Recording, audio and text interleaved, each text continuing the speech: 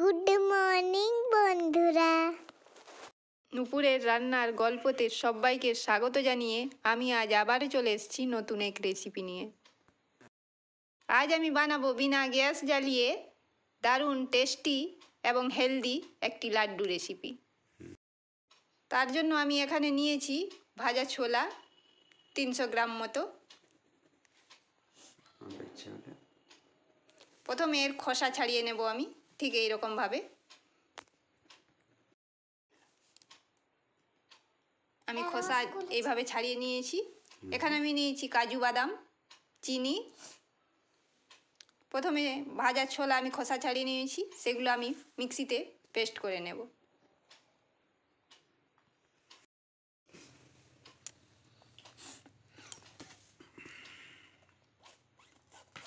ছোলাটা আমি একটা চালুনির সাহায্যে এইভাবে চেলে নেব। এরপর আমি পিষে নেব কাজু বাদাম, দিয়ে সেগুলো ছোলার মধ্যে আমি দিয়ে দেব। এবার পিষে নেব চিনি, চিনিও আমি একই রকমভাবে দিয়ে দেব। সমস্ত উপকরণ ভালো করে হাতে এইভাবে মিশিয়ে নেব।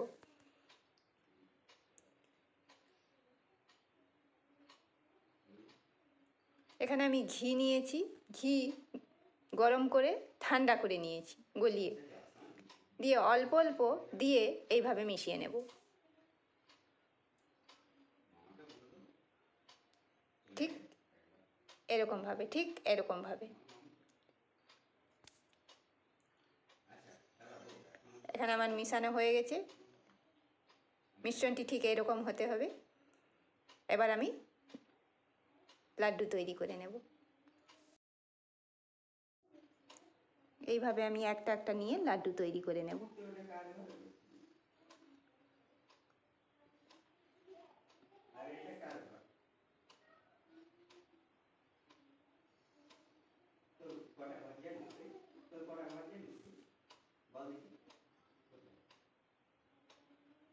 আপনারা বড় ছোট যেরকমভাবে করতে পারেন করবেন, আমি ঠিক এই সাইজটা বানালাম। একই রকমভাবে আমি সব কটা লাড্ডু তৈরি করে নেব।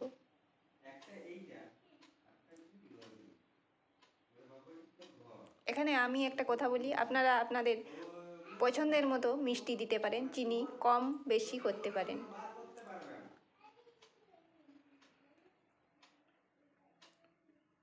তৈরি হয়ে গেছে আমার খুবই হেলদি এবং টেস্টি একটি লাড্ডুর রেসিপি। আজকের মতো এই পর্যন্ত। কালকে আবারও আসছি নতুন এক রেসিপি নিয়ে।